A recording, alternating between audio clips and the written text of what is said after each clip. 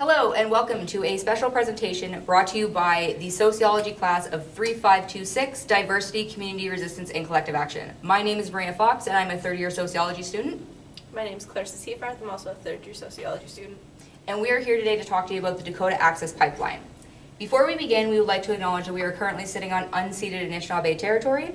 And the reason why we are here to talk to you about the Dakota Access Pipeline is because our class as a project has decided to pick a single topic to discuss with a wider audience to bring light to a very important issue, which is why we chose the Dakota Access Pipeline. So for those of you who don't know about the Dakota Access Pipeline, it is a very long, about 1886 kilometers long to be exact, pipeline that's going to be going across multiple states, and it is currently being protested because the location in which it's being set to lay down on is actually going over territory that belongs to First Peoples. Now, it would deliver crude oil across 1,172 miles, crossing both rivers, creeks, and going across 209 different parts that would provide water sources to nearly 10 million people, including people from 10 states and 20 different Native American tribes. So, while we are talking about the Dakota Access Pipeline, we are actually going to be using a Foucauldian perspective on power because we have taken the stance that because power is everywhere and because it has been diffused and embodied in discourse, knowledge, and regimes of truth, it has a heavy impact on what's happening because there's different power relations, especially when you factor in like the resistance of the government and the resistance to the protests. So we are actually going to be using Foucault to talk about the power relations in this dynamic. An environmental impact statement was created in December 2015 by the Army Corps, stating that although there were many concerns about the fact the pipeline would be crossing a lake and protected land near Standing Rock, that it was unnecessary and did not include any concerns for the tribe. The Army Corps did not take into consideration the stance that the tribes had, making the EIS one-sided. This can be a power relation because the colonizer has resources to get the environmental impact statement done and ignore what the other side is saying and what the indigenous people may say about the resources. Now, the reason for protesting is due to Trump starting up construction again after Obama's administration halted the building of the pipeline, and the Army Corps of Engineers agreed to look at alternate routes and complete an environmental impact statement. Consequences of this are environmental, water, air, relocation of Native communities and tribes. To show support, many protesters and representatives for more than 200 different tribes have been protesting and calling themselves water protectors, plus hundreds of indigenous and non-native accomplices gathered in solidarity with the Standing Rock CO tribe. So, Clarissa, who benefits from this pipeline?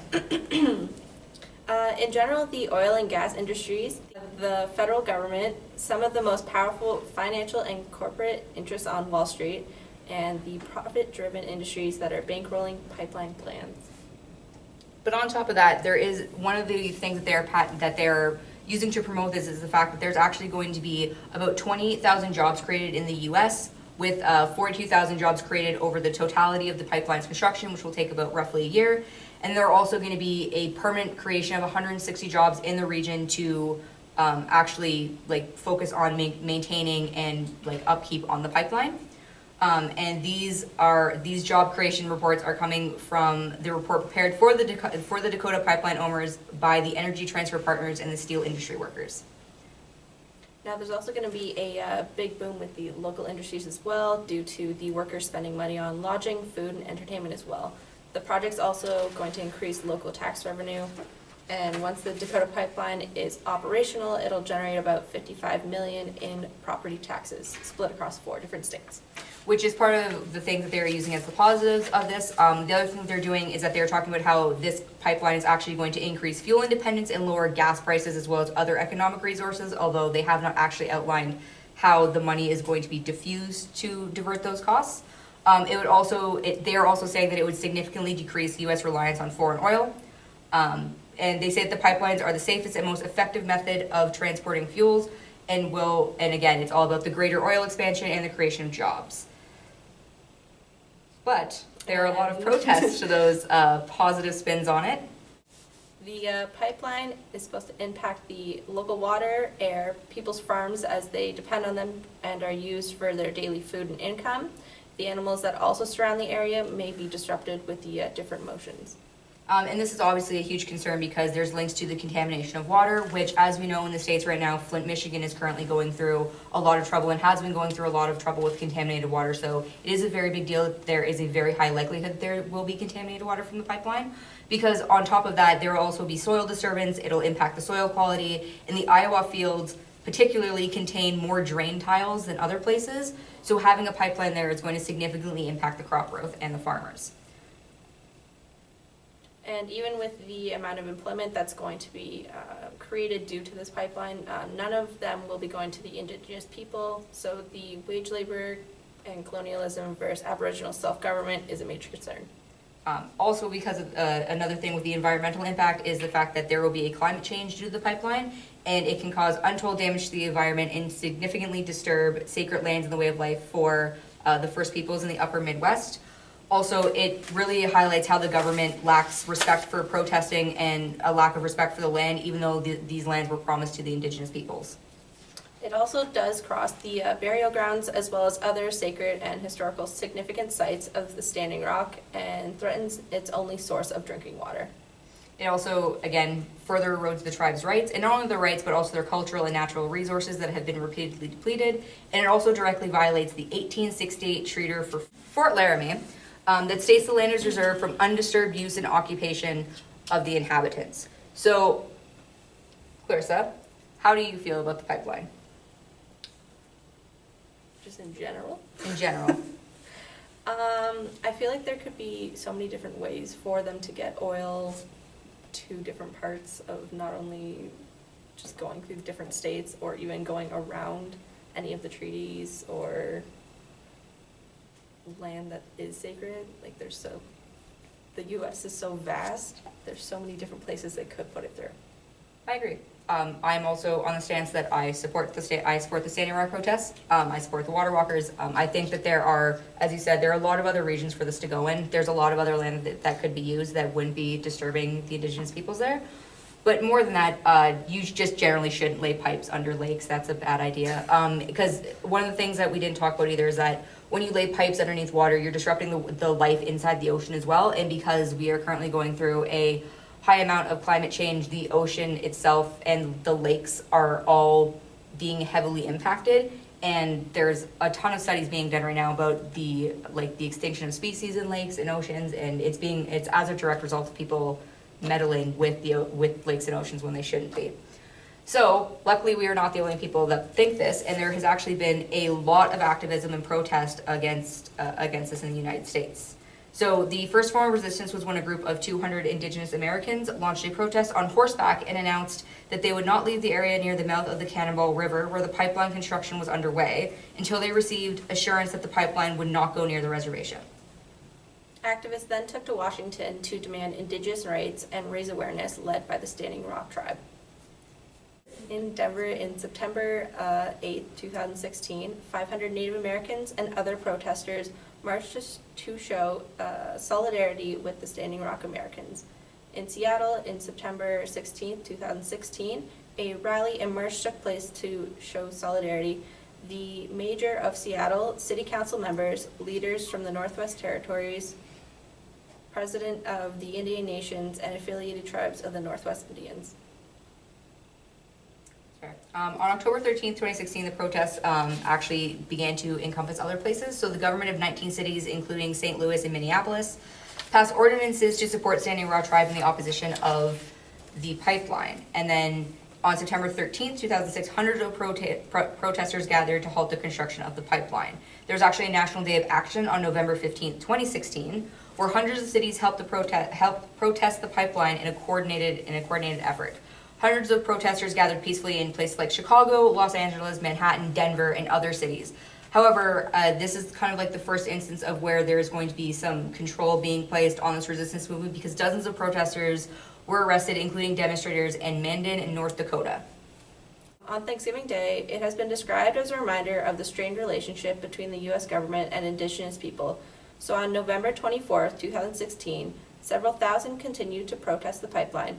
Some estimated that the number of protesters, which fluctuates, doubled that day. Hundreds of people joined the protest that day, including groups from California, Oregon, Wisconsin, Colorado, South Carolina, and Washington.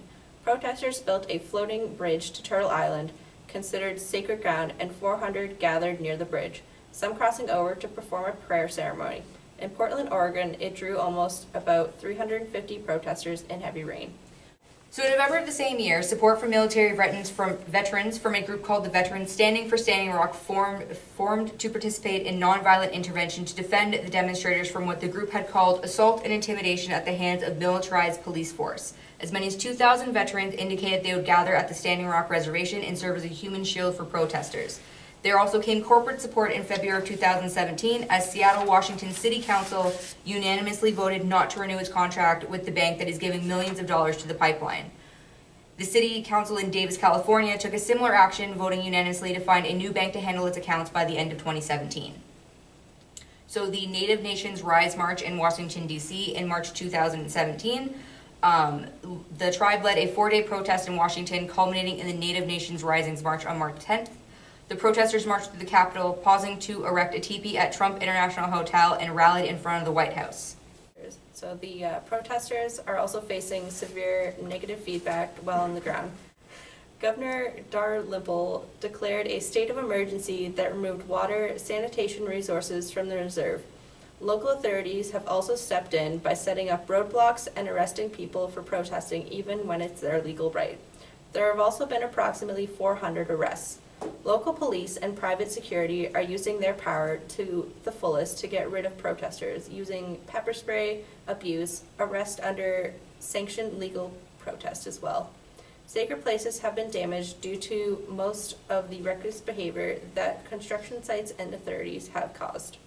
But rather than the backlash going against them, the backlash is going against the protesters because they are currently standing in the way of corporate advancement. So as we talk about this, one of the things that a lot of people have brought up is that this is considered to be one of the largest indigenous protests in modern times. And the truth is that in this situation, everybody besides the tribe at Standing Rock is the ones who are benefiting from this pipeline. The pipeline is being constructed for the sole purpose of reinforcing and driving capitalist interests. It's not actually in the interest of the people whose land they're taking over. So approximately 400 arrests have been made at the pipeline constructions from when they began protesting, and although it is their legal right, they have been forced to leave the property. To convey the message through social media, the protesters have created a hashtag #NoDAPL, as in hashtag NODAPL, that has acknowledged people around the world to go through the social media and to be able to control different ways people around the world are able to contribute by talking and being able to support them. So there are pros and cons to this matter, because we have to wait to see what unfolds as time goes on. However, as we have highlighted, the pros in this instance are very much for the benefit of corporate interests. None of the pros are actually about the indigenous peoples or the land. And even though they're trying to promote that the job creation is part of the positives, the job creation would happen regardless of where they laid the pipeline. So that's not a very realistic argument, because you don't lose the jobs if you move the pipeline. You just move where the pipeline is. It inspired Indigenous leaders in Canada opposed to oil sands extraction, and they are prepared to use the same tactics as the DAP protesters. Protesters were exposed to police shooting rubber bullets and water cannons in cold weather. It also inspired this class to create this film. But more than that, it's also helped raise awareness regarding Indigenous struggles to obtain environmental and social justice, both on and off the reservations, both here in Canada and in the United States. It also demonstrates the way that Indigenous welfare, land, and cultural lifestyles have been subjected to disregard by corporate and government interests. Now, Standing with Standing Rock is not just a stand against environmental discrimination, but validations and joining together with those for centuries who have been dehumanized and have endured the eradication of their very existence. Standing up for America, and they're standing in the face of a bully. So, in conclusion, we hope that this presentation helped to inform you a little bit more about what's going on with the Dakota Access Pipeline. And we would like to say that for us here in this classroom, we are definitely standing with Standing Rock, and we hope that the pipeline gets shut down. Thank you for watching. Have a great day. Finger guns.